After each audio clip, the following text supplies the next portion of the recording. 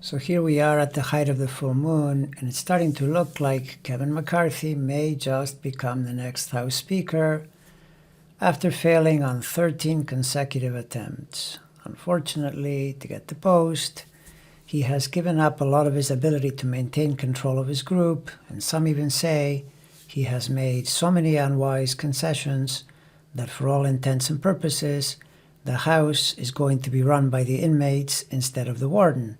And it's not like he's a particularly good warden either, so in the final analysis, the whole thing is one giant sorry mess. This is what happens to a party when it drifts into destructive ideas and people over a period of many years, because most think it goes back to the days of the Tea Party in 2010, and then accelerated dramatically during the Trump years, and now culminates with the election of a group of insurrectionists, cranks, and weirdos that are far more interested in getting attention on social media and on TV than in the work of governing the country and honoring the Constitution. And we do need to realize that McCarthy simply isn't the sharpest pencil in the drawer. I remember back in 2015 when he made an attempt to gain the speakership and lost out to Paul Ryan. It was relatively easy to notice that he's not particularly suited to the job of speaker because, to be quite frank, he's not a skillful speaker and/or communicator. He has relied solely on his ambition to get the job at all costs and on his everyman affability that helps him to be chummy with a lot of House members. And since the bulk of these House members aren't particularly bright either, the combination sort of works, but not to the benefit of the Republican Party and even less to the best interests of the nation, because now we are faced with enduring a House of Representatives filled with dimwits and traitors being led by someone barely above the level of dimwit. And now here's the thing. Even though the prevailing opinion is that he is almost certain to lock up the speakership by tonight, I wouldn't count my chickens until they're well and fully hatched, because the current astrology is not particularly smooth. Indeed, as evidenced by the embarrassment of 13 failed vote counts. It couldn't possibly be, and really the only change that has taken place relates to being on the full moon, which does tend to reflect a moment of fulfillment and could indeed help him to achieve his desired outcome. Though even then, I would only place his odds of doing it tonight at perhaps 75%.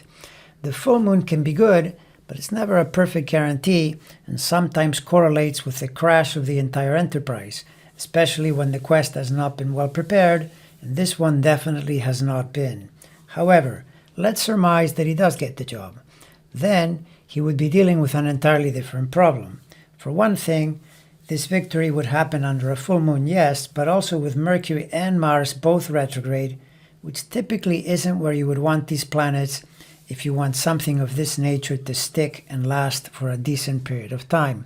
Planets in retrograde are seldom a big problem in an individual's life dealing with relatively ordinary problems, but if you're a politician, there are a lot of forces that you really cannot control, and most especially, in this case, when his job will involve managing a whole lot of very unmanageable, often crazy and delusional people. So with that in mind, retro Mercury and Mars definitely would not be my favorite choice.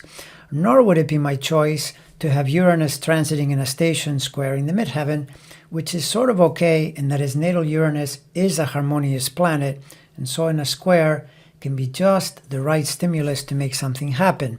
But a square is a square, and aside from the possibility that it could stop you in your tracks and defeat you, also sets the tone for your speakership and means there will be a constant instability and unpredictability that could make the job impossible.